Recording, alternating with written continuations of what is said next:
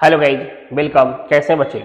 बात करें यार इनकम फ्रॉम अदर सोर्सेस। मैंने लास्ट क्लास में बताया था, इंट्रोडक्शन बताए थे कि आपका इनकम फ्रॉम अदर सोर्सेस से इनकम कहां कहां से आ रहा है। ठीक है, आज के क्लास आपके लिए बहुत ज्यादा खास है, इसलिए क्योंकि आज सारे का ट्रीटमेंट बताऊंगा।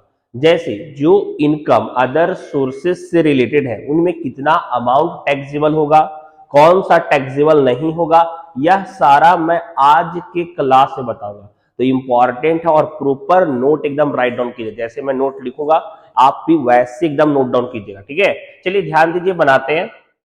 हाँ गाइज, डिविडेंड वाले रूल को समझते हैं, राइट डाउन कर लीजिए, बहुत ज्यादा इंपॉर्टेंट है रूल कॉन्सेप्ट क्लियर करने के लिए। ठीक है, चलिए ध्यान दीजिएगा। बात करें सबसे पहले कि डिविडेंड होता क्या है। देखिए, डिविडेंड कंपनी का पार्ट ऑफ प्रॉफिट में से डिविडेंड अलॉट करती है। ठीक है, यह एक प्रकार का आपका part of share profit dividend. It is the profit which is received by a shareholder of a company in the proportion of their sharing holding pattern। क्या होता है?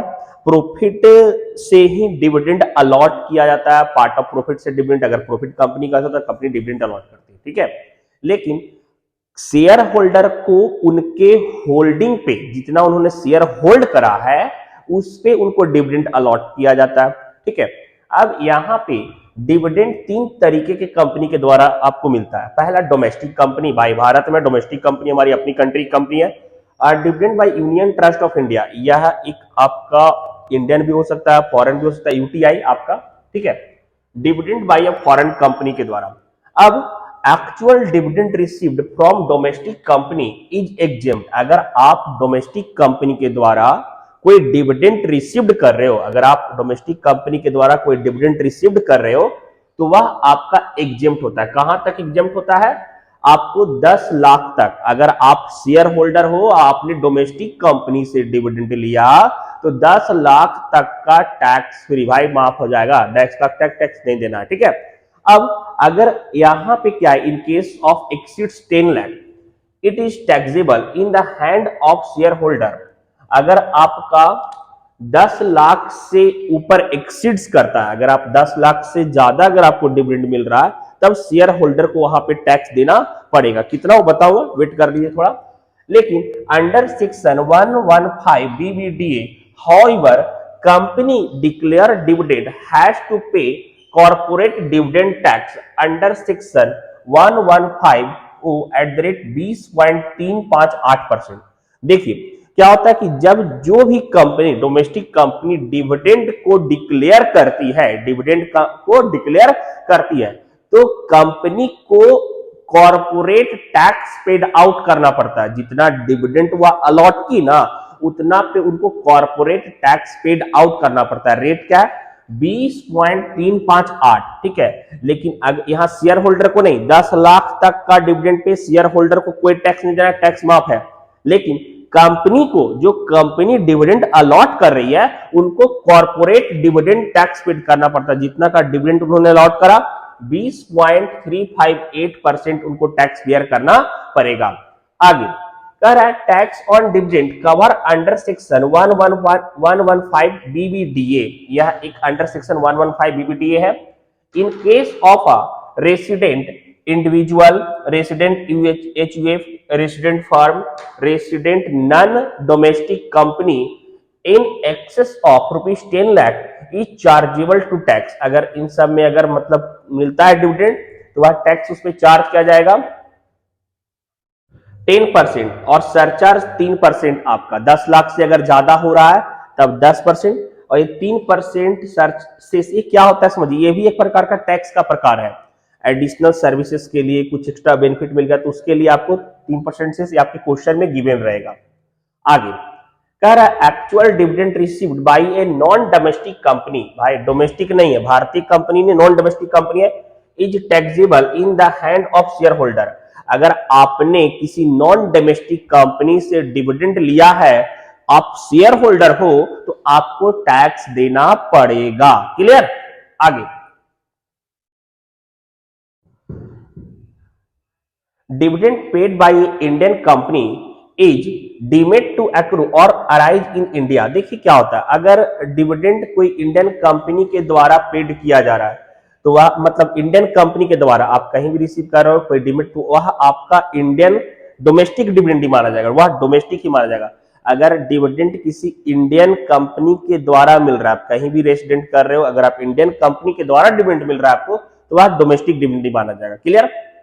आगे the aforesaid rule, the rule are applicable even if dividend is declared by a company out of income which is not chargeable to tax. देखिए अगर कोई ऐसा income से dividend paid किया गया है जिस पे टैक्स नहीं लगा है, जिस पे टैक्स नहीं लगा हुआ, अगर उस इनकम से भी डिविडेंड अगर डिक्लेयर किया जा रहा है, तो ऐसा नहीं कि भाई कि टैक्स नहीं देना पड़ेगा, टैक्स वहां भी देना पड़ेगा। कितना परसेंट? अगर 10 लाख से एक्सीड्स कर रहा है तो 10% प्लस 3% देना पड़ेगा।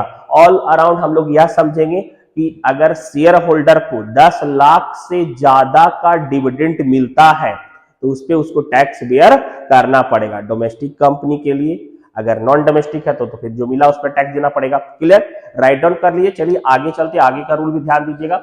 Winning from lottery, puzzle, game, इस सब के द्वारा अगर इनकम हो रहा है तो कितना टैक्स देना पड़ेगा, चलिए ध्यान दीजिए। हाँ गाइस, आगे देखिएगा बच्चे, इनकम फ्रॉम अदर सोर्सेस में देखिए हम आपको बताए थे कि अगर कोई लॉटरी से पैसा जीत गया, घुड़दौड़ में पैसा जीत गया, केबीसी में जा करके पैसा जीत गया, या फिर बैठ करके वेजरिंग कर रहा है, यार सट्टा लगा लो, तो वो वहां से भी तो इनकम जनरेट हो रहा है, तो वह सारा इनकम अदर सोर्सेस में जा रहा था। तो टैक्स क्या होगा? क्लियर? टैक्स वहां पे क्या होगा?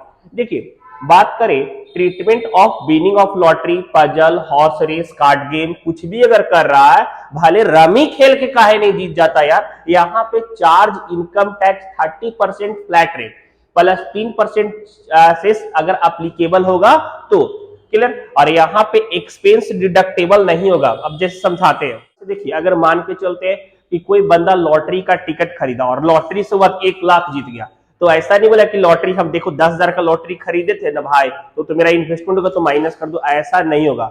लॉटरी वाले केस में एक्सपेंसेस अप्लीकेबल नहीं होता है। क्लियर? यहां देखिएगा कह रहा है winning from lottery exceeds 10,000 then tax charge flat 30%। अगर 10,000 से ज्यादा लॉटरी से पैसा जीत गया तो 30% टैक्सेबल हो जाएगा। 30% क्या हो जाएगा? टैक्सेबल हो जाएगा। फिर आगे देखिएगा कह रहा है कि हॉर्स रेस अगर कर रहा है और वहां से भी 10,000 से ज्यादा जीत गया तो 30% टैक्सेबल हो जाएगा। क्लियर? और अभी जस्ट बताए कि कोई भी डिडक्शन अलाउड नहीं होगा। अभी लॉटरी के टिकट खरीदेला, बेजरिंग करेला, अगर कोई इन्वेस्टमेंट कर दिया है ना और बोले कि भाई तो मेरा इन्वेस्टमेंट था, कुछ खर्चा किए थे उसको जीतने के लिए, तो वह एक मतलब माइनस नहीं कर सकता और डिडक्टेबल नहीं होगा। क्लियर? आगे इंटरेस्ट ऑन सिक्योरिटीज, देखिए अगर आप कहीं पे पैसा इन्वेस्ट करते हो, आपने कोई सिक्योरिटी बॉन्ड अगर परचेज करा है और वहां से इंटरेस्ट मिल रहा है तो क्या होगा? देखिए सबसे पहले interest on any security on the central government, state government, या फिर interest on debenture, other securities for money issues by an corporation established by an central और state government for provincial act. अगर इन सब के द्वारा आपने यहाँ पे पैसा लगाया है और यहां से अगर आपको इंटरेस्ट आ रहा है तो वह आपका tax deducted at source, TDS. क्या होता है ना, पहले आपको टोटल अमाउंट आपके अकाउंट में क्रेडिट हो जाता था, ठीक है, लेकिन अब ऐसा नहीं होता। अब बैंक या फिर कोई भी फाइनेंशियल इंस्टीट्यूशन टीडीएस कर देती है। टीडीएस का मतलब वह आपका सपोज डेट आपका जो इनकम जनरेट हुआ और जो टैक्स रेट रहेगा वह काट करके अपने पास रख लेगी, बाकी रिमेनिंग अमाउंट आपको दे देगी। तो यहाँ पे टीडीएस आपका 10% होता है। टीडीएस कितना हो जाएगा? 10%। देखिए यार ईयर के हिसाब से, सेशन के हिसाब से चेंज भी होता है, रूल है तो चेंज भी हो सकता है, तो हम करेंट अपडेट लेकर के चलेंगे, ठीक है। तो यहाँ पे 10% आपका टीडीएस होता है, कोई दिक्कत नहीं। चलिए आगे चलते हैं, ध्यान। हाँ गाइस आगे चलते हैं, थोड़ा रूल में ध्यान दीजिएगा।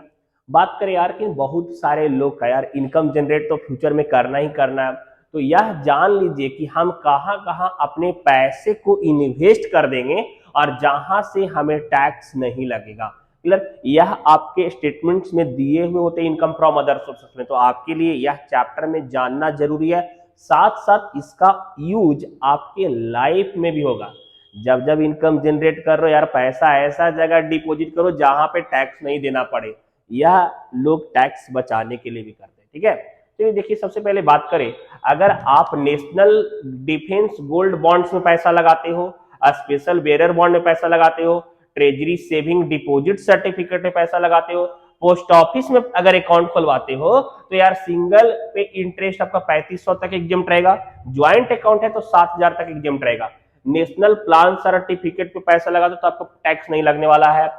7% कैपिटल बॉन्ड पे पैसा लगा लीजिए, गोल्ड डिपॉजिट बॉन्ड स्कीम पे पैसा लगा लीजिए, गवर्नमेंट सिविल सर्टिफिकेट पे पैसा लगा लीजिए, पोस्ट ऑफिस का एफडी कर लीजिए, नेशनल बॉन्ड पे लगा लीजिए पैसा, बात करें नोटिफाइड बॉन्ड पे पैसा लगा लीजिए। तो इन सब पे अगर आप इन्वेस्टमेंट करते हो तो आपको टैक्स में रिबेट मिलेगा, टैक्स आपको देना नहीं है, टैक्स माफ हो जाएगा, आपका इनकम बचा हुआ रहेगा, इंटरेस्ट भी कम आ रहे हो, टैक्स भी देना नहीं है। लोग इसका यूज टैक्स बचाने के लिए करते हैं, तो आप भी अच्छे से राइट डाउन कर लीजिए, क्योंकि यह आपके आगे लाइफ में भी काम आने वाला है, ठीक है।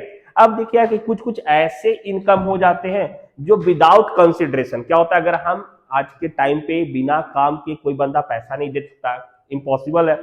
तो जहां पे विदाउट वर्क, विदाउट एफर्ट और विदाउट कंसिडरेशन अगर हमें कुछ मिल गया तो उस पर भी हमारा टैक्स लगेगा, ठीक है। बात करें if money property received from relative, clear, अगर मनी या प्रॉपर्टी अगर रिसीव्ड हो रहा है रिलेटिव से तो वह आपका टैक्सेबल हो जाएगा, क्लियर। कभी यार कि विदाउट कंसिडरेशन मिल गया, किसी के गार्जियन लो अपनी सारी संपत्ति बच्चा को दे दे रहे तो वहां पे टैक्स लगेगा, क्लियर। वहां पे आपने विदाउट कंसिडरेशन तो अचीव कर लिया तो वहां पे टैक्स आपको देना पड़ेगा। दूसरा, गिफ्ट फ्रॉम मैरिज, यार लोग शादी कर रहे थे और भर भर के गिफ्ट ले रहे हैं, तो वहां पे जब भर भर के गिफ्ट ले रहे हैं तो वहां से जो इनकम आएगा वहां पे भी टैक्स लगेगा। लीगेसी, अगर कोई वसीयत आपके नाम कर दिया, मेरे ना रहने के बाद मेरी सारी संपत्ति इसको मिल जाती है, तो वहां भी टैक्स आपको देना पड़ेगा। बात करें लोकल अथॉरिटी के द्वारा, कहीं लीगली लोकल अथॉरिटी में अगर आप काम कर रहे हो, कहीं लोकल अथॉरिटी वाले आपके काम से खुश होकर के कुछ रिवॉर्ड दे दिए तो वहां भी टैक्स आपका लगेगा उस अमाउंट पे, क्लियर। स्कॉलरशिप मिल गया, कॉलेज स्कूल फंक्शन कहीं कहीं किसी क्लब के द्वारा, तो वहां भी आपको टैक्स देना पड़ेगा। लेकिन एग्जेम्प्ट कहां तक होगा, अप टू 50,000 तक, 50,000 तक मिल रहा है ग्रॉस अमाउंट। ऐसा नहीं कि सर 248 रुपए का दिया था शादी में कूपन, देखिए सर 251 रुपए चढ़ाया था, 101 रुपए, वैसा नहीं, सम को टोटल सम काउंट करेंगे। अगर सम में 50,000 से एक्सीड्स कर जाएगा तो टैक्स लगेगा, क्लियर। यहां तक आपका थ्योरी कंप्लीट और है, एक क्लास और थ्योरी का लूंगा, उसका प्रैक्टिकल पोर्शन अदर सोर्सेस का चालू करूंगा। और लग रहा है ना कि मतलब चैप्टर कॉन्सेप्ट का क्लियर हो रहा है, तो चैनल को सब्सक्राइब करके जाइए। कॉस्ट भी उधर चल रहा है, प्रोसेस कॉस्टिंग, आप सारा चैप्टर पढ़ा रहा हूं, तो लगातार लगे रहिए, वॉच कीजिए, एग्जाम नजदीक है, अच्छे से पढ़िए, ठीक है। मिलेंगे नेक्स्ट क्लास में, बाय, सी यू।